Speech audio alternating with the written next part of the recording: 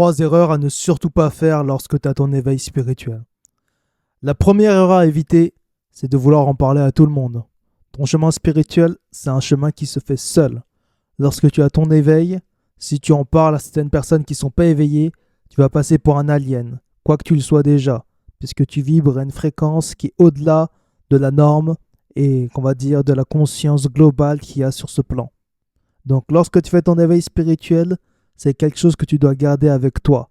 Sur ton chemin, tu vas rencontrer les personnes qui vont vibrer à ta fréquence et tu vas pouvoir partager et collaborer vers ton évolution et vers votre évolution. Dans un deuxième temps, une deuxième chose qu'il ne faut surtout pas faire, c'est croire que c'est une compétition. Le chemin spirituel, chacun a son timing.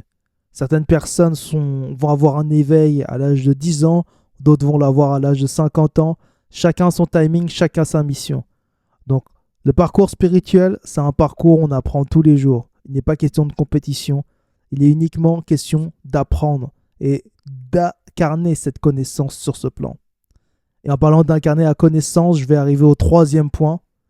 Au lieu d'étudier le monde extérieur, étudie ton monde intérieur. Quand tu es en spiritualité, lorsque tu évolues, tu vas te rendre compte que tu ne vas jamais autant évoluer que lorsque tu t'étudies toi, en tant que personne et en tant qu'âme. Tu es ton cas d'étude.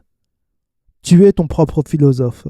À toi justement de regarder aussi bien par rapport à ta date de naissance, par rapport aux astres, par rapport à ton corps, les éléments qui te régissent, par rapport à ton histoire, ou simplement aussi par rapport au message divin que tu peux recevoir lorsque tu médites ou lorsque tu es dans les rêves, de faire ta propre thèse, ta propre philosophie.